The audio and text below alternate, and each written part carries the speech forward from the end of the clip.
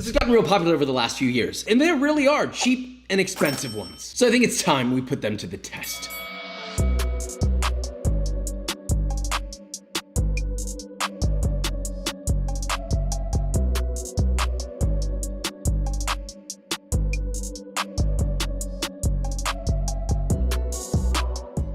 Today we're doing the Katsu Sando versus the Katsu Sando. I'm sure you've seen these around somewhere, right? They're these perfect little square sandwiches with the edges cut off. It's almost like the luxurious version of an Uncrustable for an adult. So we're gonna turn that dial all the way up on the cheap version and all the way up on what eventually priced out to be this. With all that being said, let's make this, shall we? Here's our two competitors. A classic pork Katsu Sando and then an A5 Katsu Sando with a pretty vastly different price point. Let's start with the cheaper version. For bread, any good fresh baked loaf of white bread, more traditionally a Hokkaido milk bread, will do, sliced as evenly as you can. Now obviously slaw is a necessity, and if you don't like slaw, then you're not allowed to have this sandwich. I'm kidding. I'll just judge you from afar. First, you need half a head of green cabbage, very thinly sliced, ideally on a death machine, sometimes called a mandolin, 3 green onion, thinly sliced, 2 cloves of garlic grated, the juice of 1 lemon, salt and pepper to taste, and a 1/3 cup or 68 grams of mayonnaise. Toss together until combined, give it a taste. It's crunchy, it's acidic, it's got that slap in the face. Next, tonkatsu sauce, which you may have all the ingredients for already. Small sauce pot, half a cup or 128 grams of ketchup, 3 tablespoons or 40 grams of oyster sauce, a 1/4 cup or 60 milliliters of Worcestershire sauce, and 3 tablespoons or 42 grams of granulated sugar. Heat over medium while constantly stirring for about a minute or just until the sugar is dissolved. Keep it refrigerated and enjoy on all fried good things. For the pork, you'll need a boneless pork chop. Obviously, increase the amount based off of how many you're making,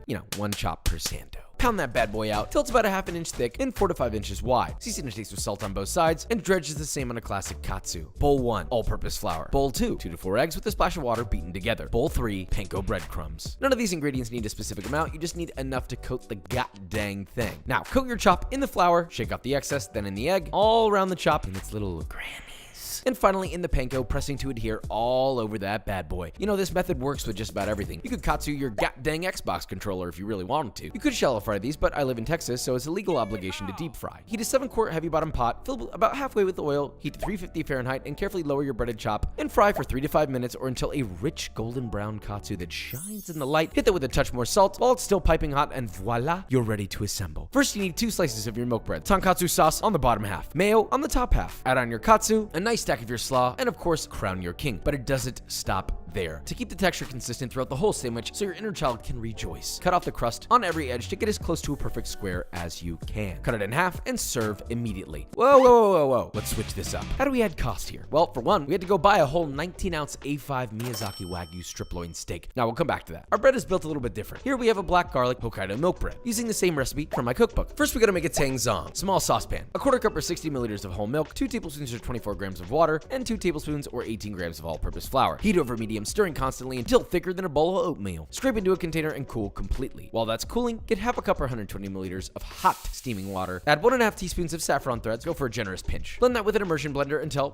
yellow like, you know what that looks like. To that, you'll add half a cup or 120 milliliters of whole milk, which should bring the temperature down to around 95 degrees Fahrenheit. But if it's still hot, let it cool till lukewarm. Then whisk in 2½ teaspoons or 9 grams of instant yeast till dissolved. Then beat in 1 large egg, 1 egg yolk till homogeneous. Then in the bowl of a stand mixer, add 3½ cups or 525 grams of bread flour, 2 teaspoons or 5 grams of fine sea salt, 3 tablespoons or 42 grams of granulated sugar, and optionally 3 grams exactly of amylase enzyme. Mix all together, pop into your stand mixer, add your liquid, add your tangzong with the speed for your dough hook set to medium, and once you get a rough dough, add in 3 tablespoons or 42 grams of softened unsalted butter. Allow to mix for 3 to 5 minutes or until smooth and extensible. Dump it out and spread onto an unfloured work surface to get a rectangle roughly 6 by 10 inches. Squeeze out the cloves from 1 whole head of black garlic. Spread your black garlic all across the surface of your dough. Scrape up the edges with a bench scraper. Fold the left towards the middle, the right over that, and then fold the top towards you. Slap it, fold, and knead the dough until homogeneous again. Form into a light ball and place into a grease bowl covered with plastic wrap overnight in the fridge. Next day, punch that bad boy down, divide it into 2 pieces, roll each piece of dough into a rough rectangle about the same width as a 9x5 loaf pan. Roll it up into a log, grease up your loaf pan with cooking spray, add in your rolls seam side up, tent lightly with greased plastic wrap, and proof for 2 hours or until the bread is just barely peeking over the top of your bread pan. Bake at 375 Fahrenheit for about 18 to 20 minutes or until a beautiful golden brown puffed loaf emerges. Baste your little gentleman with little bit of melted butter if desired, then cool completely on a wire rack with your bread turned on its side to keep the top domed until cooled to room temperature. Now, if for some reason your bread didn't bloom quite as nice as you want, or your loaf pan was maybe a little too large, you can always cut it lengthwise and then into individual squares. Onto the katsu sauce. Small saucepan, 2 tablespoons or 25 grams of sake, set to medium high, boil and reduce by half, then add a quarter cup or 60 milliliters of Worcestershire sauce, 3 tablespoons or 2 grams of bonito flakes, 3 tablespoons or 38 grams of oyster sauce, 3 tablespoons or 42 grams of sugar, half a cup or 128 grams of ketchup. Stir and continue to heat until the sugar is dissolved. Pass it through a mesh strainer and you have a fresh campfire style tonkatsu sauce. And guess what? The slaw here, again, similar but mods. Large bowl, half a head of green cabbage thinly sliced, 1 very finely diced shallot, 1 tablespoon or 18 grams of gochujang, 1 tablespoon or 14 grams of spicy chili crisp. All right, we're stepping away from tradition here. 5 cloves of garlic grated, the juice of 1 lemon, half a cup or 100 grams of kubi mayo. Stir together until beautifully combined, adding salt if needed, and your slaw has now appreciated in value, making it not just a cabbage slaw, but a financial asset. All right, we're ready to fry and assemble. As you might have guessed, the breading is the same. If your steak is long, then you might be able to get 2 good sandwich portions by trimming excess fat, reserving that for the most amazing tallow another time though, and splitting your steak in half. But do make sure your steak is at least 3/4 of an inch thick or it will overcook in the fryer. Now, season both sides generously with salt to taste, and same as before, coat in the flour, shake off the excess, dip in the egg mixture, coat completely, and finally, a thicko boy coating of panko breadcrumbs. Fry those at 360 degrees Fahrenheit just until golden brown. We want to get color and crunch on this as fast as possible without burning the outside, but simultaneously without overcooking the inside. About 2 to 3 minutes. While that's frying, we're going to quickly make the seasoning. First, a yuzu mist. Half a cup or 120 milliliters of yuzu juice, half a cup or 120 milliliters of shiradashi, and 1 tablespoon or 14 grams of your finest aged soy sauce. Mix together, pour into a spray bottle with a mist function, and then for the spice mix, a Sancho togarashi. Small bowl, 2 tablespoons or 19 grams of kosher salt, 1 tablespoon or 9 grams of shimi togarashi, 1.5 teaspoons or 2 grams of the more rare Sancho powder. Whisk that together until combined. At this point, your Wagyu boys should be done. Pull them out, spray immediately 2 to 3 times ever so lightly with your yuzu mist, followed by your Sancho togarashi to taste. Then to assemble, get 2 good slices of your black garlic Hokkaido bread, smoky bonito tonkatsu sauce on the bottom, and kupi mayo on the top. Lay down your yuzu misted luxury brick. Top generously with your slaw, top with your other half, and this time I chose not to trim because it was already quite symmetrical as it was, and to be honest, I didn't want to lose a single inch of that A5 Wagyu. But I will slice it in half for a beautiful cross section that I can feel the juice squirting